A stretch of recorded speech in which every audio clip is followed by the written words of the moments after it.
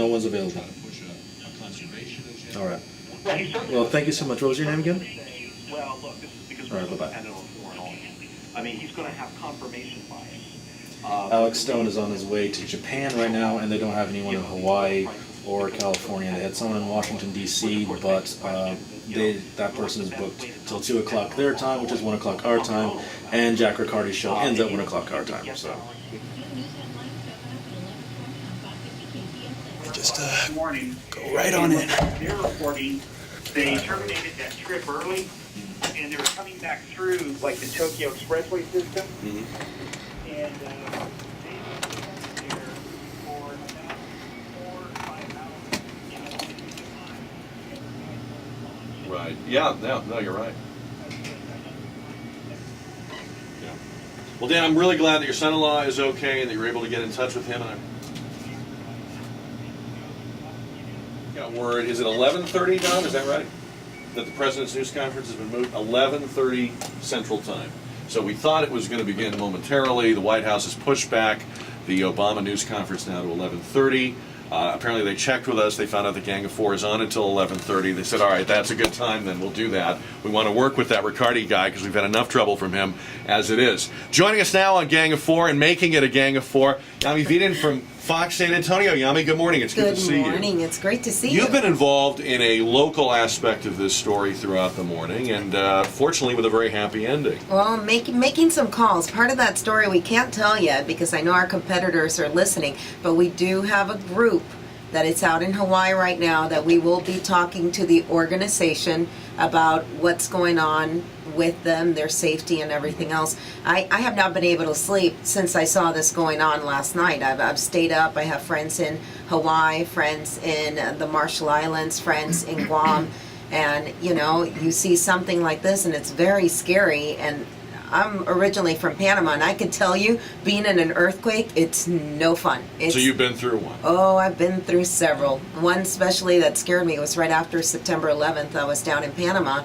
and we were actually getting our hair done. It was my mom and I, and it just started shaking, and I got freaked out because I thought it was a bomb. Yeah. So I ran out of the hairstyling place, and they're all going, "What's wrong with her? It's only an earthquake." Because the terrorists would go after a hair salon right after 9/11. That would be next. Well, we were all a little jumpy, sure. but it's scary to go through it. It feels like you're on a roller coaster, and it just keeps moving, and you don't know when it's going to stop. How about this? They were saying, we were reporting this earlier, this went on for 5 minutes. The Northridge earthquake in California was 6 seconds.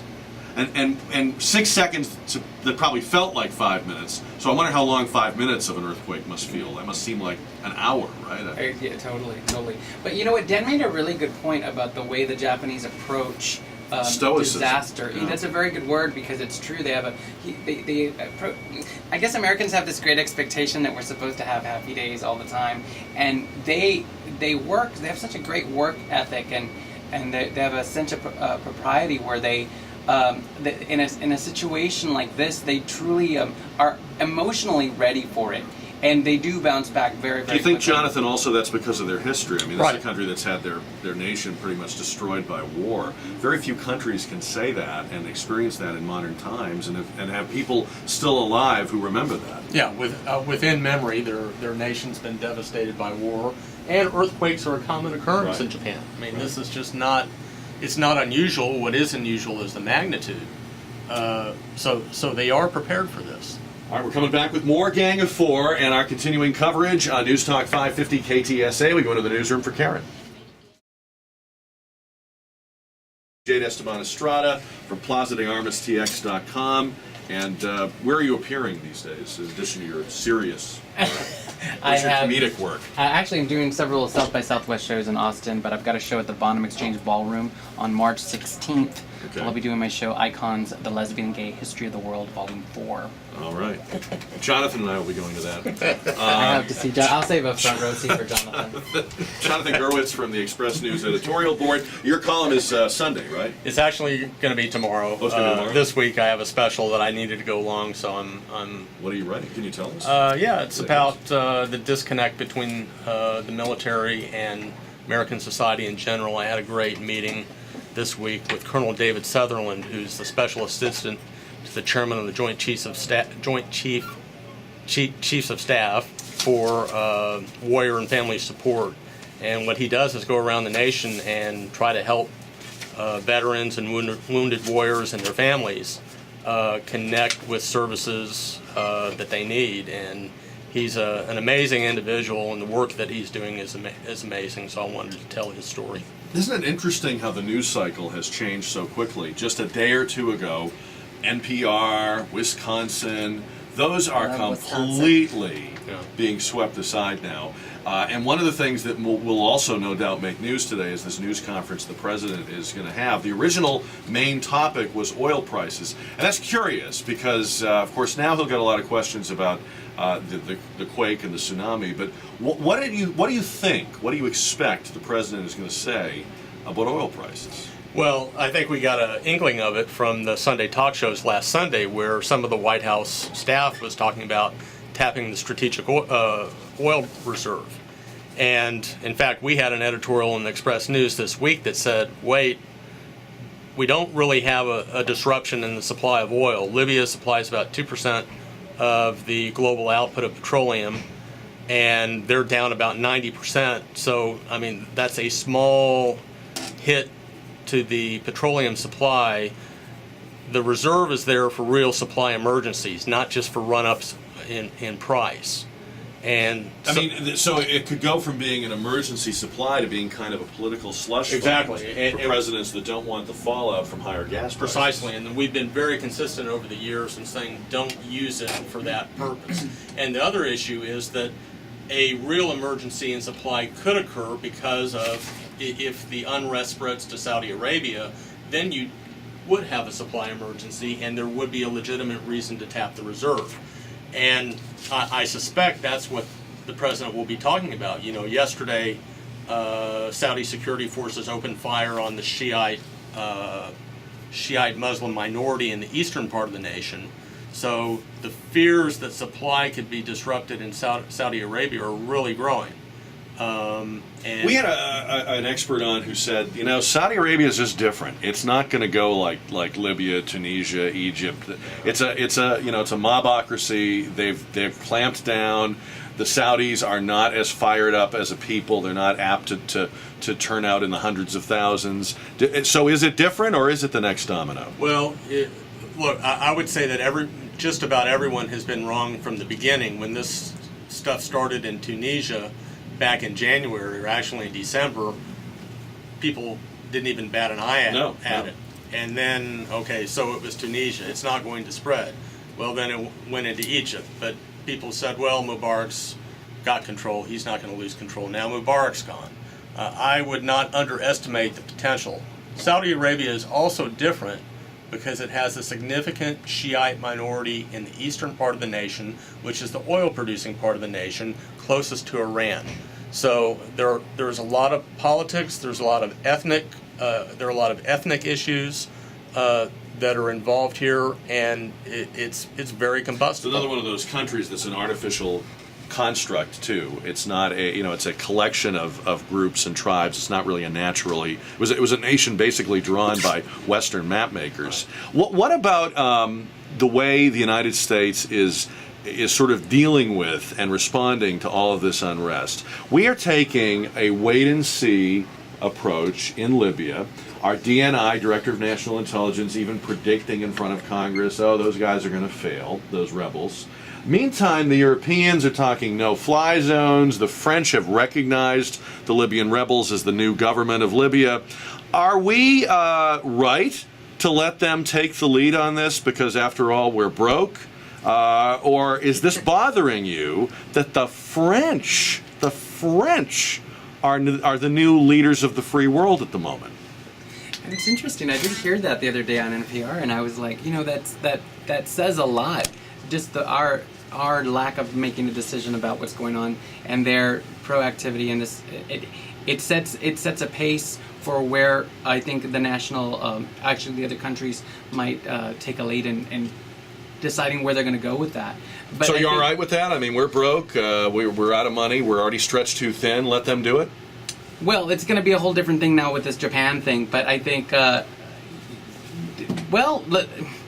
we took such a stance with Egypt And I think because of that, we're kind of probably waiting to see how things are going to turn out. And I think France is going to be the one to do that at the moment. That's what it looks like. Okay, let me jump in on that one. Jump in, Yami. I do have some friends that do live in Lebanon and that area of the world, and their first comments, I did a story with Professor El-Kikia, and he was actually my professor, and I remember talking to him about Libya, and he would talk about it with such passion, and it's finally happening. And all these people, all these friends that I have in the Middle East are saying, all we want from America is to say, we will be behind you, but this is your land, your war. We don't want you guys here. We don't need you here, because then you will split us up and what we're doing here. And I respect that. I respect what they're saying. It's their land, and we got to take the cues from them also. Let's get an update from ABC News, and then we'll continue this conversation with our gang of four: Yami Virgin, Jade Esteban Estrada, and Jonathan Gurwitz on the gang. It's 10:30 on KTSA. As it comes ashore on the West Coast, and we're talking about that and many other things with the gang, and your votes in on the JR poll at 599, 55. So Yami, you were saying that you know what the people of that region want is just to know that we are there. We will be there when if they emerge victorious. Are we? Is that what we're doing though? I don't feel that that's what we're doing. We're not letting them know. And then we're you there. have to wonder also on the other side, is this genocide? What's going on there? There's people that are dying. He's striking down his own people. Right. He said until the last woman, the last man, the last bullet. So are we going to wait until that? But we got to respect them also, because if you win a war not by your own hands, then it's not your victory. And I totally What's the understand difference that. between genocide and civil war? Is a genocide a cut and dried thing, or could a civil war also be a genocide? Well, genocide is that's targeting a specific group of people on the basis of ethnicity or religion. There is a difference. So if he's killing his own people in the course of trying to quell this revolt, that's not genocide. No, it's mass murder. It's war crimes maybe, but that's different from genocide. But you know, Yami raised an interesting point. This provisional government, or this group that set itself up in the eastern part of the country, they're debating whether to ask for Western help in the form of either a no-fly zone or for weapons, some kind of support from the West. So if this group asks for American support or for Western support to stop the attacks from Gaddafi, then what do? Do we say, well, it's your fight, sorry, we can't help you, it's your fight? It dismays me that even in terms of rhetoric, the United States isn't saying something. We were tougher on Mubarak, an ally of the United States who didn't turn the guns on his own people, than we have been on Gaddafi. That doesn't make any sense. It just doesn't make any sense. Gaddafi is slaughtering his own people. And has always been our enemy. And for some reason, our leaders are mute about what's happening. It doesn't make sense.